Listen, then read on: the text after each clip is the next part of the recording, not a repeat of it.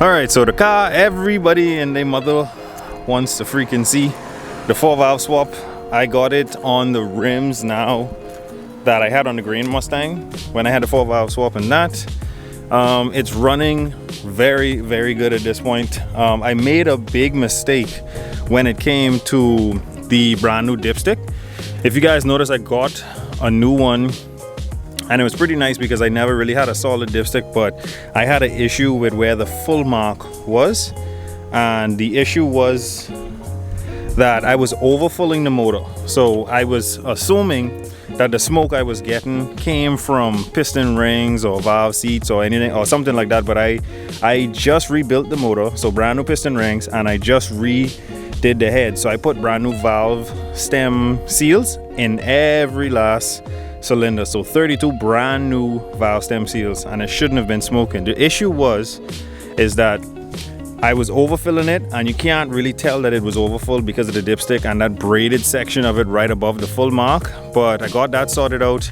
I did the first oil change on it and no metal shavings whatsoever was in the oil, so that was a good sign. But because I was overfilling it and oil was getting into the cylinders, the spark plugs, they got fouled really quickly, and I was trying to figure out why that was, and now I understand why it is. I just have to change the plugs now and take the car on a good long run so that I can heat up those cylinders and burn off the rest of that residual oil that's inside of those cylinders. But for right now, this thing is running like an absolute dream. I just need to get those plugs installed and take it on a drive. It looks really nice on these rims, and I need to probably get some better tires. These ones are definitely almost already smooth, obviously from me spinning it around all the time. I need to get this top changed on it. I got a big rip in it, that's why I got this thing trying to cover that hole to stop water from getting inside. I'm supposed to be getting this thing painted very soon, so I'm excited for that, and I'm definitely gonna be looking forward to making more content with the 4-valve swap.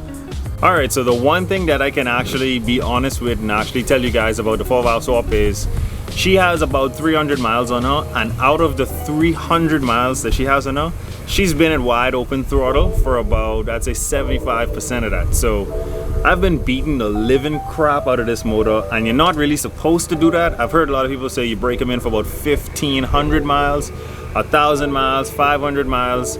I cruised it for about 2 gas tanks, I'd say, and I wouldn't even say all of that. Let's say 1 gas tank if I'm being honest. And then from there, I was just beating the living shit out of this thing. But like I said, because those cylinders were overfilled with oil and they were burning it off, I thought something was wrong with the motor.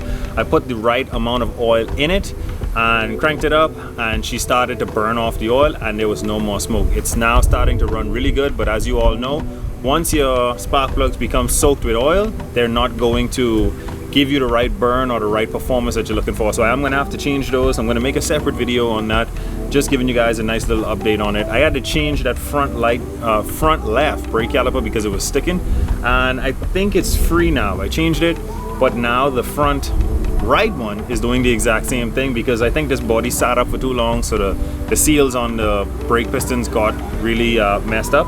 So I'm gonna have to change that one probably right after I change the plugs, and we should be well on our way to driving this thing as a daily. We should be able to beat on it and drive it frequently. I got the AFRs running pretty good as well. I think she idles at about 13.5, 12.5, somewhere between there, and at wide open throttle she's on the, I'd say 12.5, 12.6 range for wide open throttle, which is pretty good. And if I ever decide to run any boost on it or put any nitrous on it, she should be good for that as well. I just have to get another tone for it. Or I was thinking about going a different route, which is going with HP toners, so I can learn how to tone these cars myself. Whichever route is more feasible. I probably lean towards toning my own cars, but we'll figure that out as we go. But thank you guys so much for watching. That's all I have for you guys for today. Always remember, don't drift without your dreams, and I'll catch you guys on the next one.